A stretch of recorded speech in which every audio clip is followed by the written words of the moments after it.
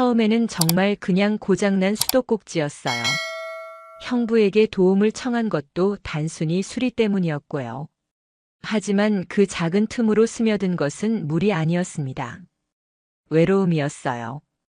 그리움이었고 위로였고, 그리고 결국에는 멈출 수 없는 감정의 홍수가 되어버렸죠. 그날 정말 단순한 수도꼭지 고장이 우리를 만나게 했어요. 그리고 그 순간부터 우리는 서로의 빈 곳을 채우기 시작했습니다. 마치 목마른 돼지가 빗물을 흡수하듯이 자연스럽게, 거부할 수 없게. 안녕하세요. 황혼의 여정입니다. 오늘도 찾아주셔서 감사합니다. 좋아요와 구독은 영상 제작에 큰 힘이 됩니다. 그날도 평범한 하루였습니다.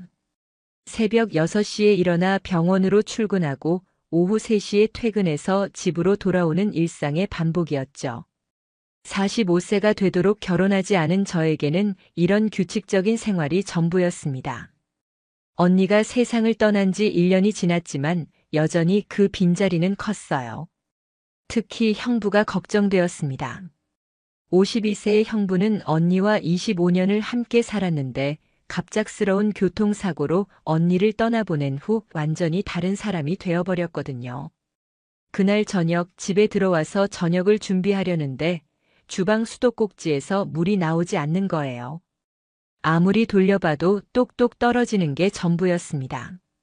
이럴 때 남자가 있으면 좋을 텐데. 혼잣말을 중얼거리며 휴대폰을 들었습니다. 수리기사를 부르자니 저녁 시간이라 출장비가 만만치 않을 것 같았어요. 그때 문득 형부가 생각났습니다. 형부는 손재주가 좋아서 웬만한 것은 다 고칠 수 있거든요. 전화를 걸기 전에 잠시 망설였어요. 언니가 떠난 후로 형부와 제대로 이야기를 나눈 적이 거의 없었거든요. 장례식 때나 명절 때 잠깐 인사 정도만 나누었을 뿐이었죠. 여보세요, 형부? 은지야. 무슨 일이야? 형부의 목소리는 예전보다 많이 쉬어 있었어요. 혼자 지내면서 말할 사람이 없어서 그런 것 같았습니다. 죄송한데. 집에 수도꼭지가 고장났는데 혹시 시간 되시면. 아, 그래. 지금 갈게. 형부는 별다른 말 없이 바로 오겠다고 했어요. 30분 후 공구 가방을 든 형부가 문을 두드렸습니다. 고마워요, 형부. 이런 일로 불러내서 미안해요. 뭘 가족인데. 어디가 고장났는지 보자. 1년 만에 제대로 본 형부는 많이 야위어 있었어요. 수염도 깔끔하게 정리되지 않았고 옷차림도 예전 같지 않았습니다. 언니가 얼마나 세심하게 챙겨줬는지 새삼 느낄 수 있었어요. 형부는 공구를 꺼내 수도꼭지를 살펴보기 시작했습니다. 저는 옆에서 지켜보며 필요한 것이 있으면 가져다 주었어요. 그러다가 형부가 스패너를 건네달라고 할 때 우리 손이 스쳤습니다. 아, 죄송해요. 괜찮아. 짧은 순간이었지만 이상한 전기가 흘렀어요. 언니 남편이라고만 생각했던 형부를 한 사람의 남자로 의식하게 된 순간이었습니다. 다 됐다. 이제 써봐. 형부가 수도꼭지를 돌리자 물이 시원하게 나왔어요. 와, 정말 고마워요. 형부 아니었으면 어쩔 뻔했어요. 별거 아니야. 앞으로도 이런 일 있으면 언제든 연락해. 형부가 공구를 정리하는 모습을 보면서 저는 괜히 아쉬운 마음이 들었어요. 이렇게 보내기에는 형부가 너무 외로워 보였거든요. 형부, 저녁 드시고 가세요. 김치찌개 끓일게요. 아니야, 괜찮아. 집에 가서. 언니가 좋아하던 그 김치찌개요. 레시피 물려받았거든요. 언니 이야기를 꺼내자 형부의 표정이 흔들렸어요. 결국 형부는 저녁을 함께 먹기로 했습니다. 김치찌개를 끓이는 동안 형부는 거실에서 기다렸어요. 저는 부엌에서 요리를 하면서도 자꾸 형부 쪽을 힐끗힐끗 보게 되더라고요. 언니가 없는 자리에서 형부와 단둘이 있는 것이 어색하면서도 이상하게 설레었어요. 다 됐어요. 형부, 밥 먹어요. 식탁에 마주 앉아 함께 밥을 먹는데 이상하게 심장이 두근거렸어요. 형부도 어색한지 별말 없이 조용히 드셨습니다. 정말 맛있다. 언니 솜씨랑 똑같네. 언니가 가르쳐 줬거든요. 형부 혼자 계시니까 제대로 챙겨 드실까봐 걱정이에요. 그냥 대충 사 먹고 살아. 요리할 기분도 안 나고. 형부의 목소리에 깊은 외로움이 묻어 있었어요. 저도 혼자 살지만 형부의 외로움은 저와는 차원이 달랐습니다. 25년을 함께한 사람을 잃는다는 것이 얼마나 힘든 일인지 조금이나마 이해할 수 있었어요. 형부도 많이 힘드시죠? 응. 솔직히 말하면. 아직도 집에 들어가면 언니가 있을 것 같아. 현관문 열 때마다 다녀왔습니다 하고 말하는 습관이 아직도 남아있어. 형부의 눈가가 촉촉해졌어요. 저도 모르게 눈물이 났습니다. 언니도 형부 걱정하고 있을 거예요. 은지야, 너도 혼자 살면서 외롭지 않아? 갑작스러운 질문에 저는 당황했어요. 평소에는 혼자 사는 것이 편하다고 생각했는데 형부와 이렇게 마주 앉아 이야기를 나누니 제가 얼마나 외로웠는지 새삼 깨달았거든요. 저는 일에 바빠서 외로울 틈이 없어요. 그래도 가끔은 누군가와 이렇게 밥 먹고 이야기하고 싶을 때가 있을 텐데. 형부의 말에 가슴이 뭉클했어요. 정말 오랜만에 누군가와 마음을 터놓고 이야기하는 기분이었거든요. 그날 밤 형부는 9시가 넘어서야 집으로 돌아갔어요. 혼자 남은 저는 설거지를 하면서 계속 형부 생각이 났어요. 수도꼭지 고치러 온 것뿐인데 왜 이렇게 마음이 복잡한지 모르겠더라고요. 그날 밤 저는 잠들기 전까지 형부 생각을 했어요. 언니의 남편이라고만 생각했던 형부가 이제는 한 사람의 외로운 남자로 보이기 시작했습니다. 그 일이 있고 나서 일주일 정도 지났을 때 또 다른 문제가 생겼어요. 이번에는 거실 전구가 나간 거였습니다. 키가 작은 저로서는 높은 곳에 전구를 갈기가 어려웠어요. 망설이다가 다시 형부에게 전화를 걸었습니다. 형부, 또 죄송한데 전구 좀 갈아주실 수 있어요? 응, 금방 갈게. 이번에는 더 빨리 와주셨어요. 전구를 갈면서 형부가 말했습니다. 은지야, 이런 일들은 미리미리 점검해야 해. 혼자 사는 여자가 이런 거 하나하나 업체 부르면 돈도 많이 들고. 네, 알고 있는데 키가 작아서. 앞으로는 이런 일 있으면 그냥 연락해. 어차피 집에 혼자 있어봤자 할 일도 없고. 형부의 말에 마음이 따뜻해졌어요. 저를 진심으로 걱정해주는 것 같았거든요. 그럼 오늘도 저녁 드시고 가세요. 된장찌개 끓일게요. 자꾸 이러면 미안한데. 뭘요? 저도 혼자 먹으면 심심해요. 이번에는 형부도 별다른 거부 없이 수락했어요. 두 번째 함께하는 저녁이었지만 첫 번째보다는 훨씬 자연스러웠습니다. 형부, 요즘 회사는 어때요? 그냥 그래. 일은 적당히 하고 퇴근하고. 야근할 이유도 없고. 언니 살아계실 때는 야근도 많이 하셨잖아요. 그때는 집에 가면 언니가 기다리고 있으니까 미안하기도 하고 빨리 가고 싶기도 하고 그랬는데. 지금은 집에 가봤자 혼자니까. 형부의 말에서 깊은 허무함이 느껴졌어요.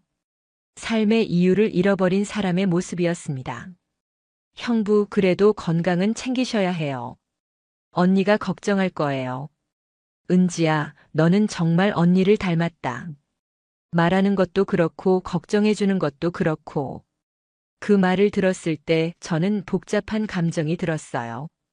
기쁘면서도 왠지 모르게 서운했거든요.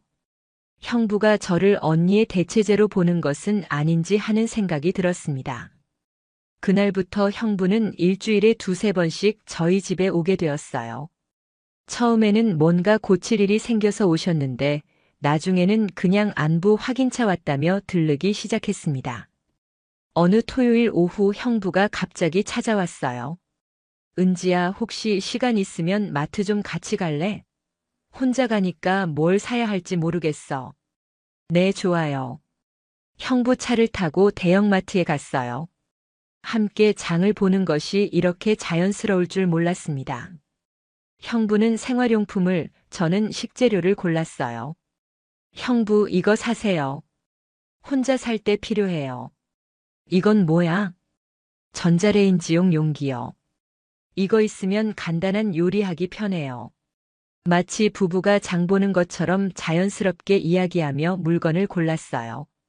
계산할 때 형부가 제 물건까지 함께 계산하려고 해서 깜짝 놀랐습니다. 형부, 제 건 따로 할게요. 괜찮아, 내가 낼게. 그러시면 안 돼요. 자꾸 저녁 얻어먹는데 이것도 못하겠어? 결국 형부가 장보기 비용을 모두 지불했어요. 집으로 돌아오는 차 안에서 이상한 기분이 들었어요. 누군가와 이렇게 일상을 공유하는 것이 얼마나 그리웠는지 새삼 깨달았거든요. 형부, 오늘 저녁에는 뭘 해드릴까요? 은지야, 자꾸 이러면 미안해. 내가 너무 의존하는 것 같아. 무슨 말씀이세요? 저도 좋아요. 혼자 해먹으면 맛없잖아요. 그날 저녁에는 형부가 좋아한다는 갈비찜을 만들었어요. 언니에게 배운 레시피대로 정성껏 만들었더니 형부가 정말 맛있게 드셨습니다. 정말 맛있다. 언니 솜씨보다 더 좋은 것 같은데? 언니가 들으면 삐질 텐데요. 하, 그렇겠네. 식사 후에는 함께 설거지를 했어요. 형부가 설거지를 하고 저는 닦아서 정리했습니다. 좁은 주방에서 함께 일하다 보니 자연스럽게 몸이 스쳤어요. 아, 죄송해요. 괜찮아. 하지만 점점 이런 스킨십이 자연스러워졌어요. 어깨가 닿고 손이 스치고 그럴 때마다 이상한 전기가 흘렀습니다. 설거지를 마치고 거실에서 커피를 마시며 이야기를 나누었어요. 형부는 언니와의 추억을, 저는 병원에서 있었던 일들을 이야기했습니다. 은지야, 너도 이제 나이가 있는데 결혼 생각은 안 해? 글쎄요. 이 나이에 누가 저를. 무슨 소리야? 은지는 충분히 매력적이야. 상냥하고 요리도 잘하고 직업도 좋고. 형부의 칭찬에 얼굴이 빨개졌어요. 오랜만에 들어보는 칭찬이었거든요. 형부도 재혼 생각하세요. 나? 글쎄. 아직은 생각할 수 없어. 언니 생각만 나고. 그 말을 들었을 때 저는 묘한 질투심을 느꼈어요. 언니에 대한 형부의 사랑이 부러우면서도 저에게는 왜 그런 사람이 없을까 하는 아쉬움이 들었습니다. 그날 밤 형부는 11시가 넘어서야 집으로 돌아갔어요. 혼자 남은 저는 형부가 앉았던 소파에 앉아서 여운에 젖어 있었습니다. 형부의 체온이 아직 남아있는 것 같았어요. 이상해. 왜 자꾸 형부 생각이 나지? 저는 스스로에게 물어봤지만 답을 찾을 수 없었어요. 그저 형부와 함께 있을 때 느끼는 편안함과 따뜻함이 좋았습니다. 다음 주부터는 더 자주 만나게 되었어요. 형부는 퇴근 후에 종종 들렀고 주말에는 함께 시간을 보내는 것이 자연스러워졌습니다. 어느 일요일 비가 오는 날이었어요. 형부가 우산을 하나만 가져왔더라고요. 은지야, 우산 하나밖에 없네. 같이 써야겠어. 네. 작은 우산 아래서 나란히 걸었어요. 어깨와 어깨가 닿고 때로는 형부의 팔에 기대기도 했습니다. 빗소리와 함께 걷는 그 시간이 참 좋았어요. 집 앞에 도착해서 우산을 접으며 형부가 말했습니다. 은지야, 요즘 정말 고마워. 너 덕분에 많이 위로받고 있어. 저도요, 형부. 혼자 있으면 외로웠는데. 그때 형부가 저를 바라보는 시선이 예전과 달랐어요. 따뜻하면서도 뭔가 간절한 느낌이었습니다. 은지야. 네. 잠깐의 침묵이 흘렀어요. 형부가 뭔가 말하려다가 멈칫했습니다. 아니야, 들어가자. 그날 밤 저는 형부의 그 시선을 잊을 수 없었어요. 분명히 뭔가 다른 감정이 있었는데 그것이 무엇인지 정확히 알 수는 없었습니다. 하지만 한 가지는 확실했어요. 저도 형부를 바라보는 시선이 달라지고 있다는 것이었습니다. 언니의 남편이 아닌 한 사람의 남자로 보기 시작한 거죠. 그렇게 2달 정도 지났을 때 저희 사이에 결정적인 변화가 일어났습니다. 그날은 제가 밤 근무를 마치고 집에 돌아온 날이었어요. 새벽 6시쯤 되어서 집에 들어왔는데 형부가 현관 앞에서 기다리고 있더라고요. 형부, 이렇게 일찍 무슨 일이세요? 어젯밤에 전화했는데 받지 않길래. 혹시 무슨 일 있나 싶어서. 아, 밤 근무였어요. 휴대폰을 못 봤네요. 그랬구나. 미안해, 괜히 걱정했네. 형부의 얼굴에는 진짜 걱정이 가득했어요. 저 때문에 밤새 걱정했다는 것이 고마우면서도 미안했습니다. 들어와서 커피라도 드세요. 출근하기 전에. 괜찮아, 너 피곤할 텐데. 괜찮아요. 어차피 잠도 안 와요. 형부는 거실에 앉아서 제가 커피를 내리는 것을 지켜봤어요. 밤 근무를 마치고 온 저의 지친 모습이 걱정스러웠나 봐요. 은지야, 밤 근무 많이 힘들지? 조금 힘들긴 해요. 하지만 익숙해졌어요. 혼자 살면서 이런 불규칙한 생활하면 몸 망가져. 누군가 옆에서 챙겨주는 사람이 있어야 하는데. 형부의 말에 가슴이 뭉클했어요. 정말로 저를 걱정해주는 마음이 전해졌거든요. 형부도 혼자 사시잖아요. 더 걱정돼요. 나는 나이가 있으니까 괜찮아. 하지만 너는 아직 젊은데. 커피를 마시며 이야기하다 보니 시간이 흘렀어요. 형부가 시계를 보며 일어났습니다. 회사 가야겠다. 너는 좀 쉬어. 네, 형부도 조심히 가세요. 현관에서 신발을 신으며 형부가 뒤돌아봤어요. 은지야, 고마워. 정말로. 뭐려? 그때 형부가 갑자기 제게 다가와서 안아주었어요. 가벼운 포옹이었지만 제 심장은 미친 듯이 뛰었습니다. 형부. 미안해, 그냥. 너무 고마워서. 포옹을 끝내고 형부가 나가신 후 저는 한참을 현관에 서 있었어요. 아직도 형부의 온기가 남아있는 것 같았거든요. 그날부터 저희 사이의 분위기가 미묘하게 달라졌어요. 더 자주 눈이 마주쳤고 우연한 스킨십도 늘어났습니다.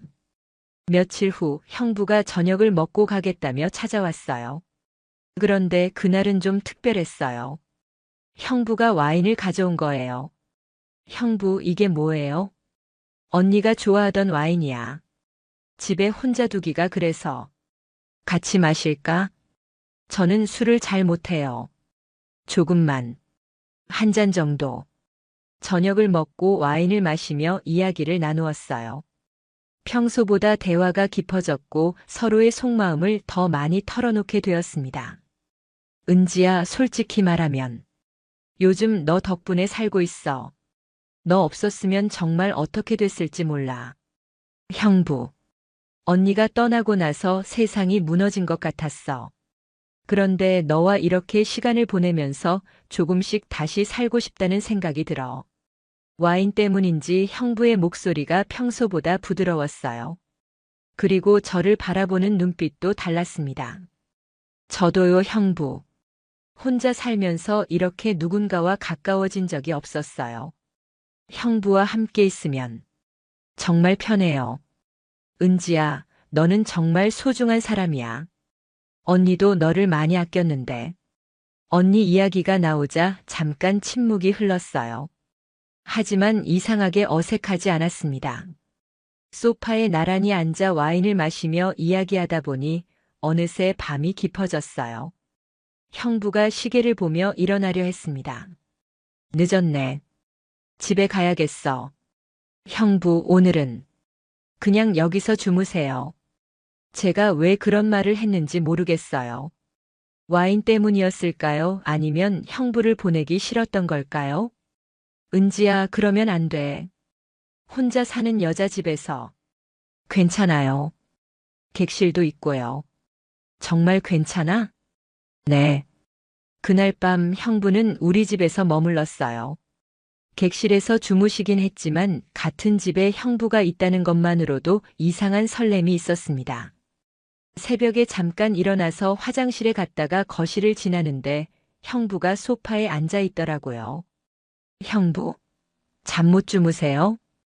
응, 잠이 안 와서. 저는 형부 옆에 앉았어요. 새벽 공기는 차가웠지만 형부 곁에 있으니 따뜻했습니다. 뭔가 생각이 많으신가 봐요. 은지야, 내가 이래도 될까?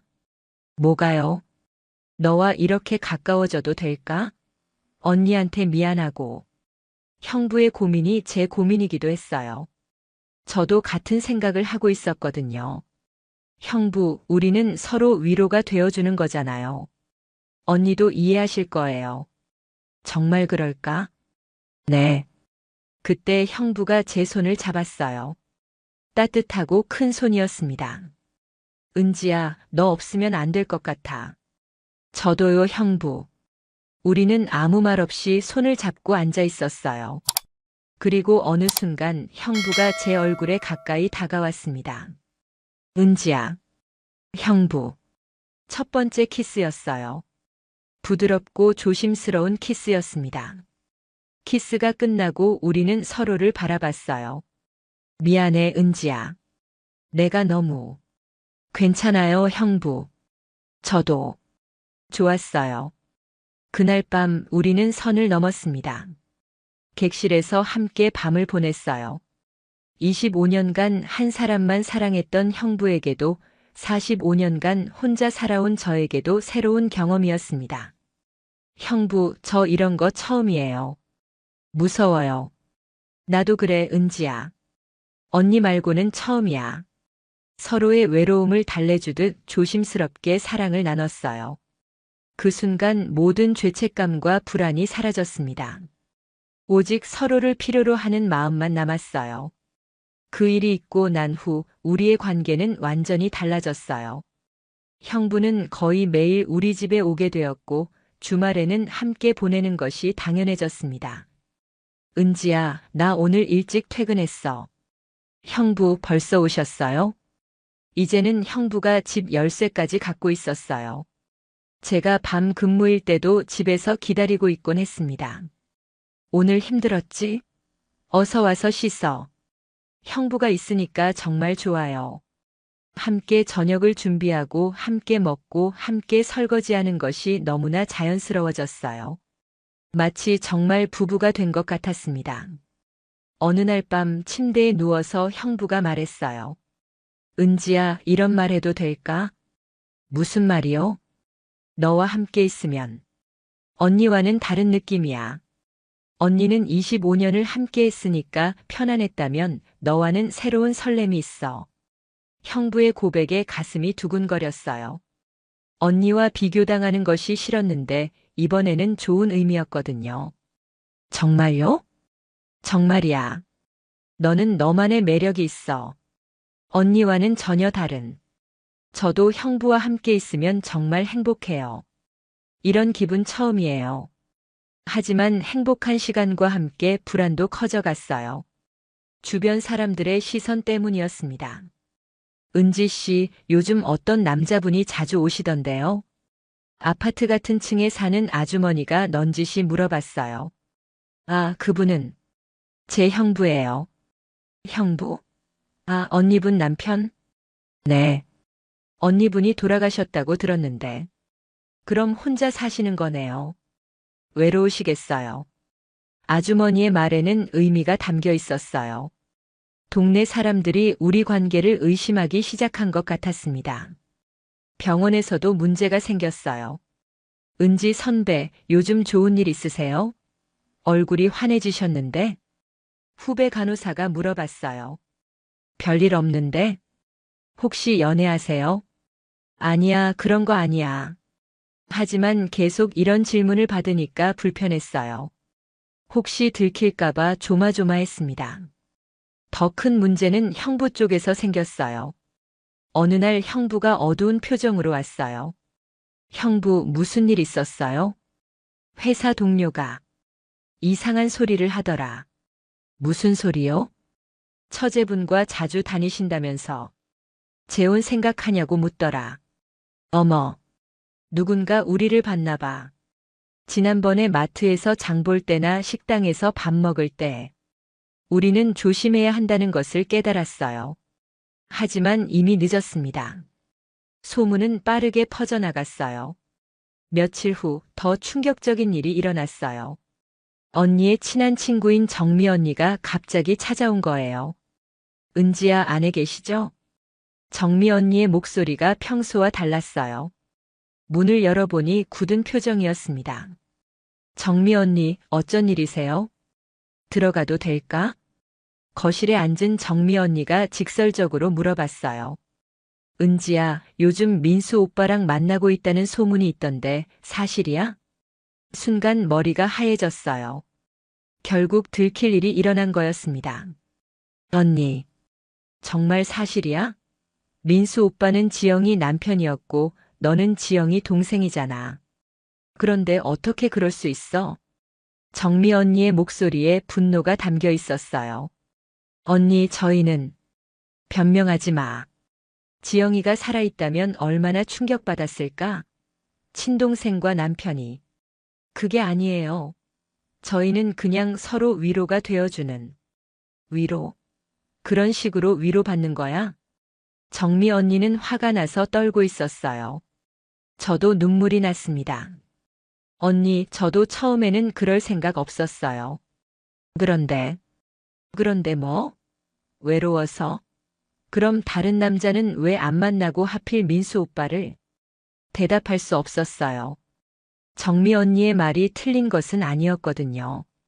은지야, 나는 너를 지영이 동생으로 생각했는데. 정말 실망이야.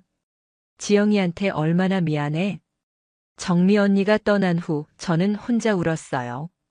처음으로 우리가 하고 있는 일이 정말 잘못된 것인지 진지하게 생각해 봤습니다. 그날 밤 형부가 왔을 때 저는 정미 언니가 왔다 간 이야기를 했어요. 그럴 줄 알았어. 결국 들통이 났구나. 형부, 어떻게 해야 할까요? 모르겠어. 솔직히 말하면 우리가 잘못하고 있는 건 맞아. 형부도 죄책감을 느끼고 있었어요. 하지만 그렇다고 우리 관계를 포기할 수는 없었습니다. 그래도 형부, 저는 후회하지 않아요. 형부와 함께한 시간들이 제 인생에서 가장 행복한 시간이었어요. 나도 그래, 은지야. 하지만 뭐요? 사람들 시선이 부담스러워. 그리고 언니한테도 미안하고. 우리는 그날 밤 긴 대화를 나눴어요. 계속할 것인지 멈출 것인지에 대해서 말이죠. 결국 우리는 더 조심해서 만나기로 했어요. 하지만 상황은 점점 악화되었습니다. 정미 언니가 다녀간 이후로 상황이 급속도로 나빠졌어요. 소문은 걷잡을 수 없이 퍼져나갔고 주변 사람들의 시선이 냉랭해졌습니다. 병원에서도 분위기가 이상해졌어요.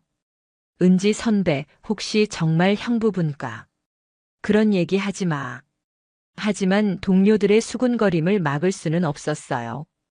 점심시간에 혼자 앉아 있으면 다른 간호사들이 쳐다보며 뭔가 이야기하는 것을 느낄 수 있었습니다. 더 심각한 문제가 생겼어요. 언니의 시댁에서 연락이 온 거예요. 은지야, 나 시어머니야. 언니 시어머니의 전화를 받는 순간 가슴이 철렁 내려앉았어요. 어머니, 요즘 민수하고 만나고 있다는 소리를 들었는데 사실이니? 어머니, 그게. 대답해봐. 사실이야, 아니야? 더 이상 거짓말할 수 없었어요. 죄송해요, 어머니. 어떻게 그럴 수가 있니? 지영이가 죽은 지 고작 1년밖에 안 됐는데 그 남편과 친동생이. 시어머니의 목소리는 분노로 떨리고 있었어요. 어머니, 저희는 그냥 뭐? 변명하지 마. 지영이가 얼마나 너를 아꼈는데 어떻게 그 은혜를 원수로 갚을 수 있어? 죄송해요. 당장 그 관계 정리해. 안 그러면 우리 집안 사람들한테 얘기할 거야. 전화를 끊고 나서 저는 한참을 울었어요. 언니 시댁에서까지 알게 된 것이 충격이었습니다. 그날 밤 형부에게 이 이야기를 했을 때 형부는 더 큰 충격을 받았어요. 어머니까지. 이제 정말 끝이야. 형부. 은지야, 미안해. 내가 너를 이런 상황에 빠뜨렸어. 아니에요. 저도 원했던 일이에요. 하지만 분위기는 점점 무거워졌어요.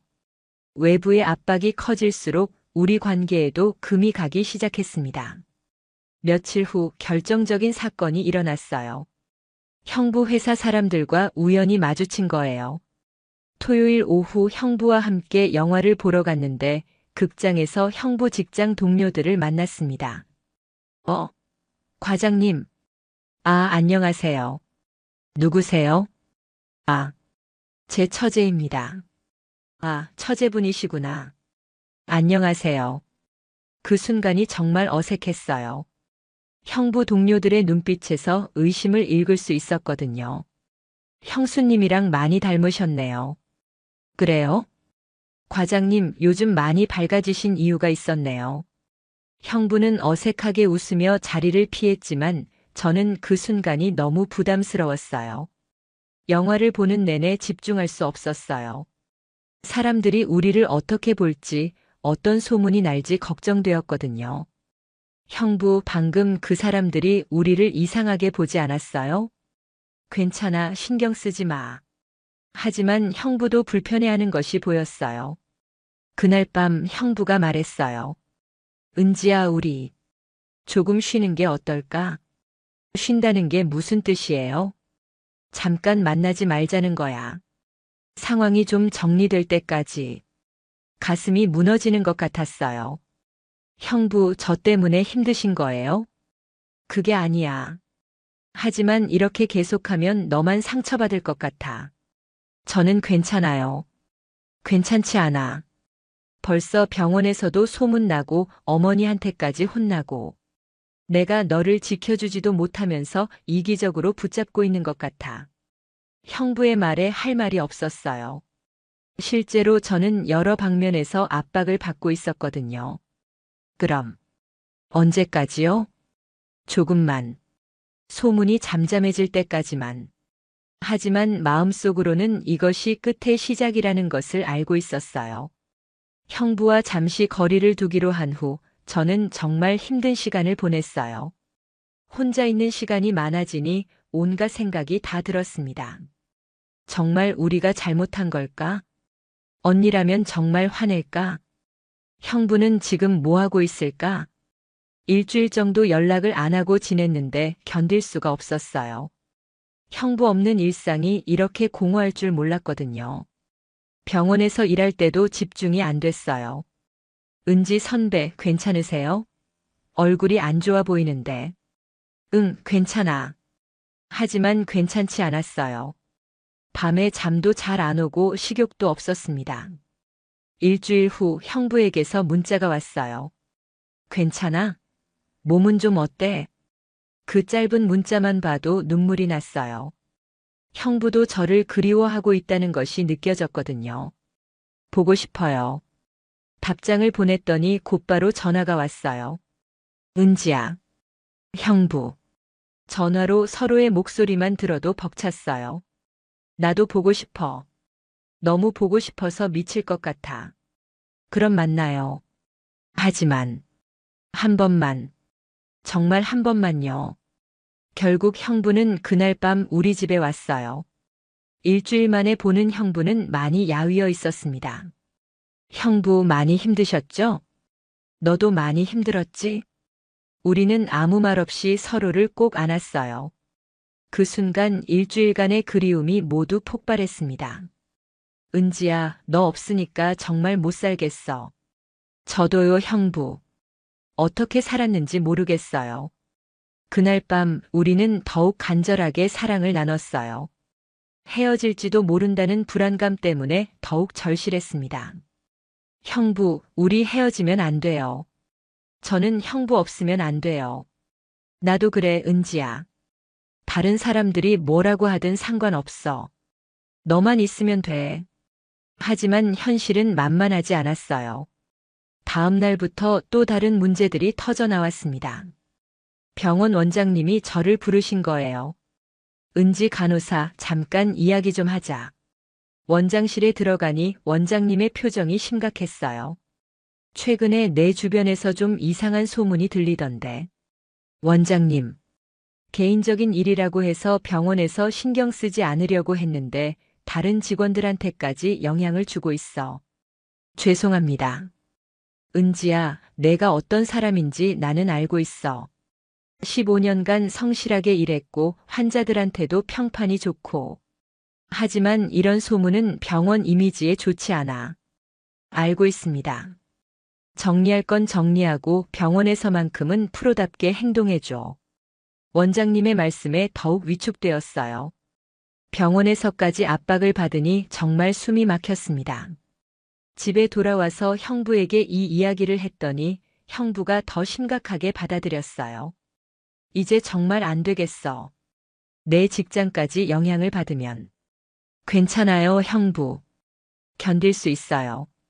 견딜 수 있는 문제가 아니야. 너는 15년간 쌓아온 커리어가 있잖아. 형부는 저보다 더 걱정하고 있었어요. 하지만 더 큰 충격이 기다리고 있었습니다. 며칠 후 형부의 딸 수정이가 갑자기 찾아온 거예요. 수정이는 대학교 4학년으로 언니와 형부의 외동딸이었어요. 언니가 세상을 떠난 후로는 아버지를 많이 챙기며 지냈는데 그날 찾아온 수정이의 표정이 심상치 않았어요. 고모 안녕하세요.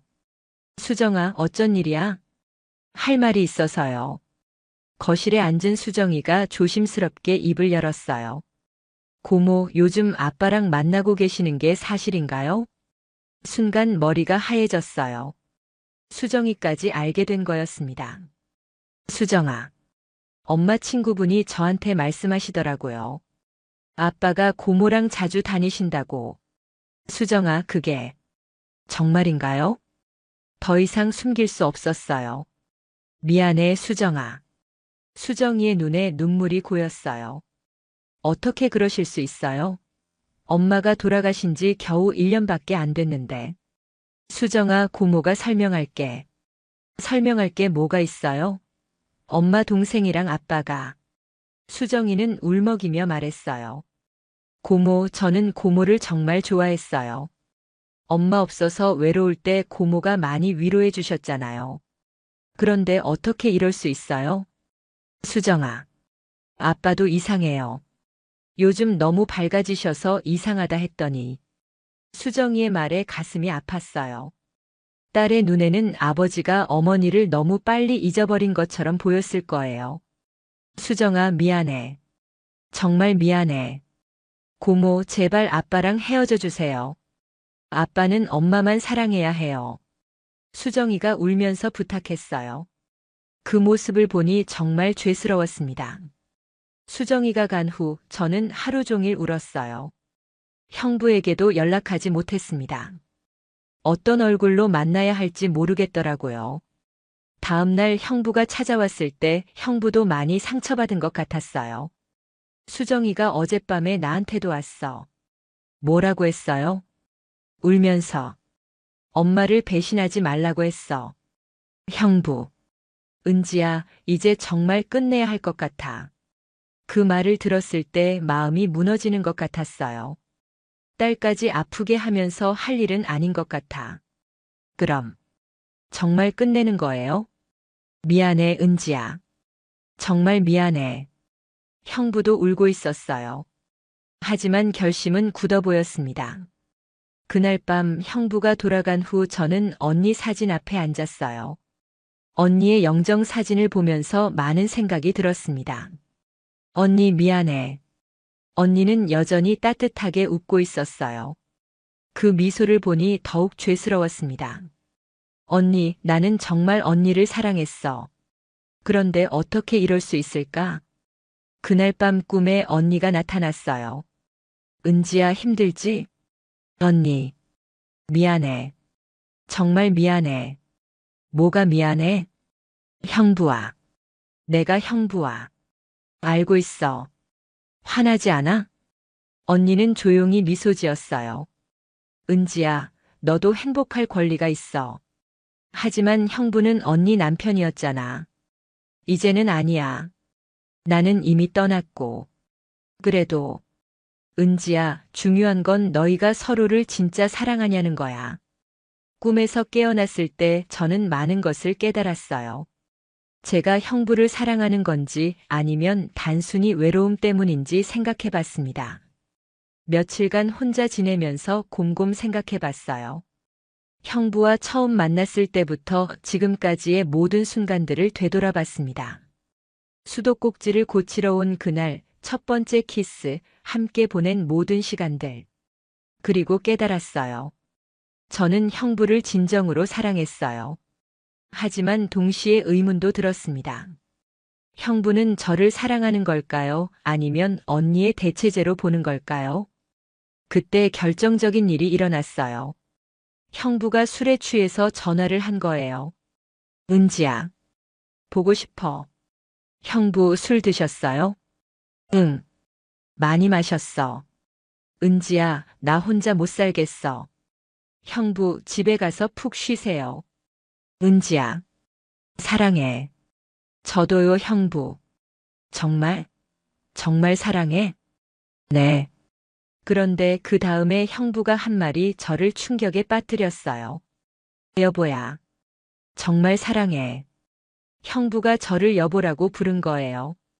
언니를 부르던 그 호칭으로요. 순간 모든 게 무너지는 느낌이었어요. 형부는 저를 보는 게 아니라 언니의 그림자를 보고 있었던 거였습니다. 전화를 끊고 나서 저는 한참을 울었어요. 제가 언니 대신이었다는 것을 확실히 알게 된 순간이었거든요. 다음 날 형부가 찾아왔을 때 저는 그 일을 물어봤어요.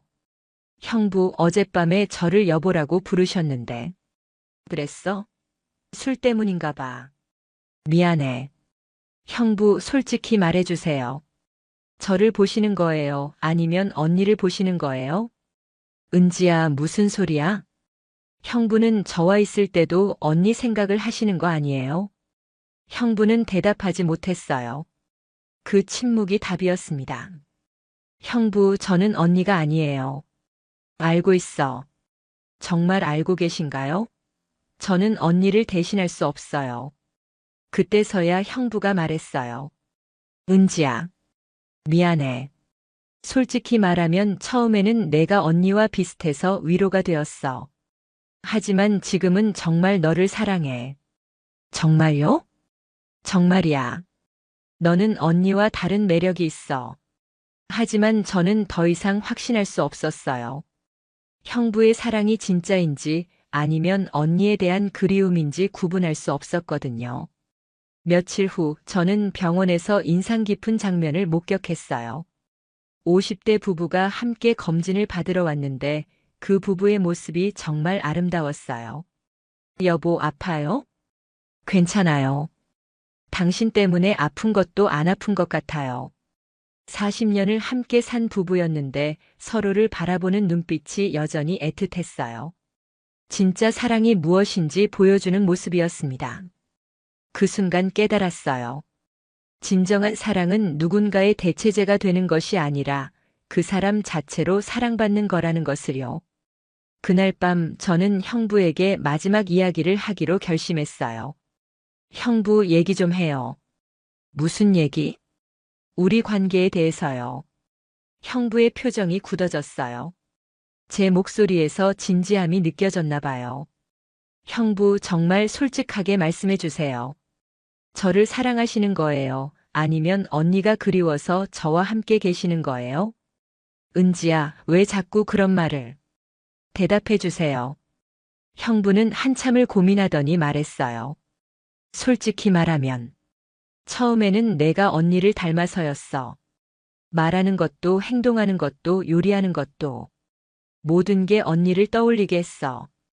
역시 제 예상이 맞았어요. 하지만 지금은 달라. 너는 언니와 다른 사람이야.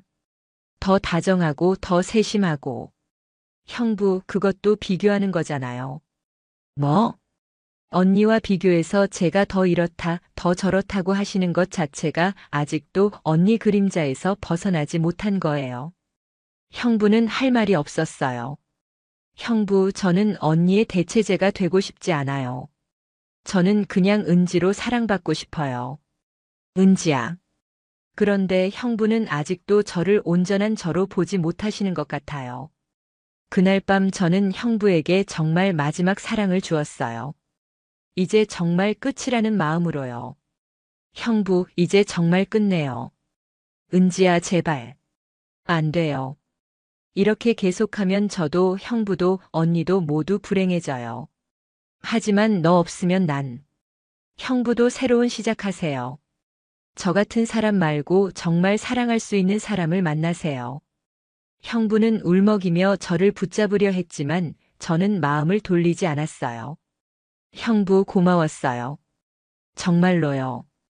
형부 덕분에 사랑이 뭔지 알게 됐어요. 은지야. 하지만 이제 정말 끝이에요. 연락도 하지 마세요. 그날 밤 형부가 집을 떠난 후 저는 언니 사진 앞에 앉았어요. 언니, 이제 정말 끝냈어. 미안했어. 언니는 여전히 따뜻하게 웃고 있었어요. 언니, 형부 잘 부탁해. 좋은 사람 만나서 행복하게 살 수 있도록 도와줘. 그날 밤 저는 처음으로 편안하게 잠들 수 있었어요. 죄책감에서 벗어났다는 해방감 때문이었습니다. 형부와 헤어진 후 처음 몇 주는 정말 힘들었어요. 혼자 있는 시간이 너무 길게 느껴졌고 자꾸 형부 생각이 났습니다. 하지만 시간이 지나면서 점차 마음이 정리되었어요. 저는 새로운 취미를 찾기 시작했습니다. 요가도 배우고 독서 모임에도 가입했어요. 은지 씨, 요즘 표정이 많이 밝아지셨네요. 요가 선생님이 말씀해 주셨어요. 그래요? 네, 처음 오셨을 때보다 훨씬 평온해 보이세요. 정말 그랬어요. 마음의 짐을 내려놓고 나니 훨씬 가벼워졌습니다. 병원에서도 예전처럼 집중해서 일할 수 있게 되었어요. 환자들을 돌보는 것에서 새로운 보람을 찾았습니다. 은지 선배, 요즘 정말 다른 사람이 된 것 같아요. 더 따뜻해지신 것 같아요. 후배 간호사의 말에 뿌듯했어요. 제가 성장했다는 것을 느낄 수 있었거든요.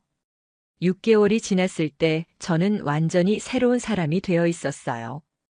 혼자 있는 것이 외롭지 않았고 오히려 자유로웠습니다.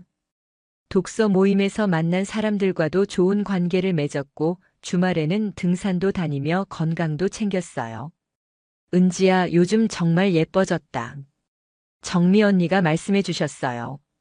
그때 정미 언니와도 관계가 회복되었습니다. 언니, 그때는 정말 미안했어요. 괜찮아. 사람 일이 어떻게 될지 누가 알겠어? 지금 이렇게 잘 정리된 것만으로도 다행이야. 형부 소식도 가끔 들렸어요. 새로운 직장으로 이직했다는 소식이었습니다. 수정이를 통해 들은 이야기로는 많이 안정되었다고 했어요. 고모 아빠가 요즘 안정되셨어요. 예전처럼 웃으시기도 하고요. 다행이다. 수정아도 많이 힘들었지? 처음에는 힘들었는데 지금은 괜찮아요. 고모도 잘 지내시는 것 같아서 안심이에요. 수정이와의 관계도 예전처럼 돌아왔어요. 가끔 만나서 밥도 먹고 고민 상담도 해주곤 했습니다. 1년이 지난 어느 토요일 오후 저는 동네 슈퍼에서 장을 보고 있었어요. 평소처럼 혼자 필요한 것들을 고르고 있는데 익숙한 목소리가 들렸습니다. 이거 말고 저쪽 걸로 주세요. 형부의 목소리였어요. 1년 만에 듣는 목소리였습니다. 뒤돌아보니 정말 형부가 있었어요. 그런데 혼자가 아니었습니다. 50대 초반으로 보이는 단정한 여성이 함께 있었어요. 이거면 될까요? 네, 좋아요. 두 사람이 자연스럽게 대화하는 모습을 보니 새로운 연인 관계인 것 같았어요. 그때 형부가 저를 발견했어요. 은지야. 형부. 안녕하세요. 함께 있던 여성도 인사해 주셨어요. 안녕하세요. 어색한 순간이었지만 이상하게 불편하지 않았어요. 오히려 형부가 새로운 사람과 함께 있는 모습이 다행스러웠습니다. 잘 지내고 있어? 네, 잘 지내고 있어요. 형부도 건강해 보이세요. 고마워. 너도 많이 밝아 보인다.